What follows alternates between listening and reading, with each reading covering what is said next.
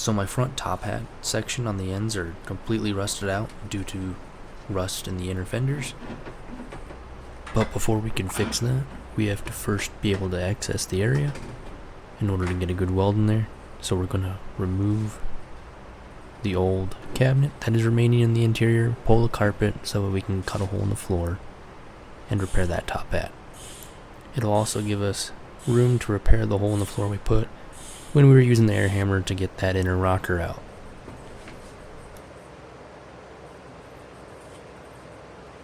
You want to come in here for a moment? As unfortunate as it is that we don't have all the other cabinets that would have came with this interior, it is kind of a blessing in disguise because no one could have prepared me for how hard it would be to get this cabinet out. This video starts after multiple attempts at removing it off camera, and then I finally started recording, and I guess luck be when it's on camera you finally do get it out. I tried looking up many videos to see if anybody showed how to get it out, and I could not find one. I probably should have recorded it, but it would have been very difficult in order to get a camera in here and show just every little bitty detail that it took in order to get this thing out. I'm not totally sure how Westfalia put these in the factory, but I would say that they probably build the cabinets in place inside of the vehicle, just based off how this is. I ended up having to cut the gas line and a couple other things in order to pull it up because there was really no way in order to loosen it up, because you'd have to be able to basically tear the whole cabinet apart in order to get a wrench on the different fittings and stuff, while you were also undoing it down below underneath the vehicle. So that's kind of why I'm kind of leaning towards they built it inside. I'm sure that's probably wrong, but yeah, the best way I could think of was just to cut the hoses, grind the fittings flat, and then it took two of us here to kind of lift it up, and I used old rotors that we had from doing brake jobs to kind of stack up, considering there's like a drain that kind of sticks out below. So we had to get it up high enough so that way we could pull it off of the wall, and the rotors helped keep that distance.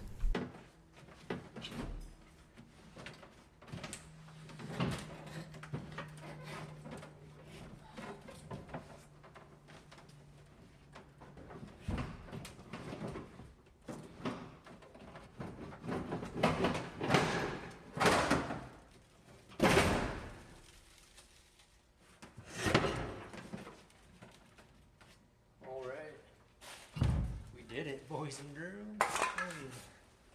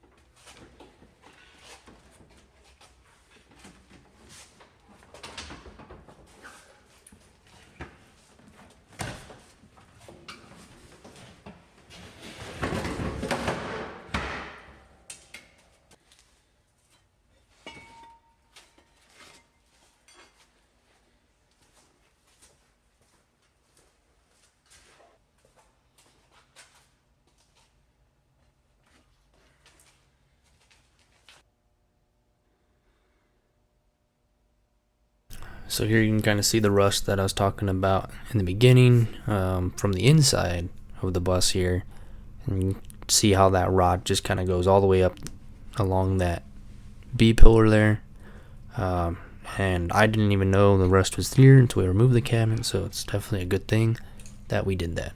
So this is just going to open up way more space for us to work and be able to get a good repair.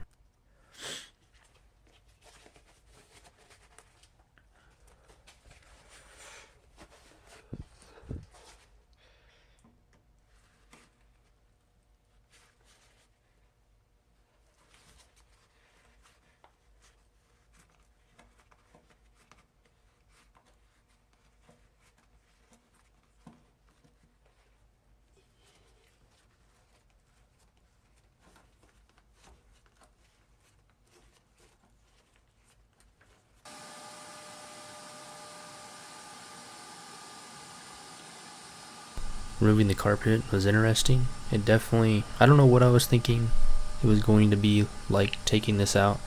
I think at this point I kind of thought I could remove it all in one piece, which it sort of kind of went that way. The first layer of insulation that the carpet is directly attached to kind of all came out in one piece, but then that bottom insulation, fiberboard, whatever it is, I mean, it's kind of almost like a particle board, but it definitely doesn't act like particle board. It just fell all apart the minute I tried to take it out in one piece. So definitely won't be reusing that, not that we would have anyway. I'm going to kind of keep a hold of the top section just that way we have measurements when we put this thing back together in order to get new carpet and new insulation. Definitely won't be reusing that fiberboard or buying new fiberboard, whatever it is. We'll figure out a new way to insulate this floor with whatever we end up choosing on doing.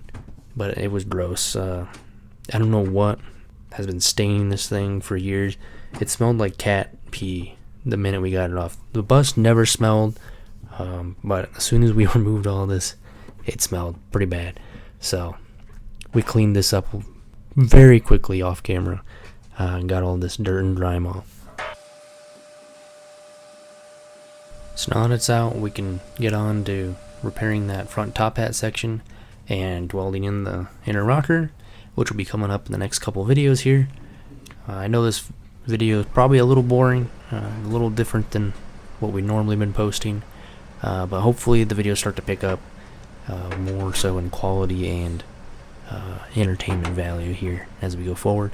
I thank everybody for tuning in. The last video has had a lot of subscribers and comments come in, and I appreciate every single one. With that, I hope to see you guys all in the next one. Be sure to comment down below and let me know what you guys all think. Thanks.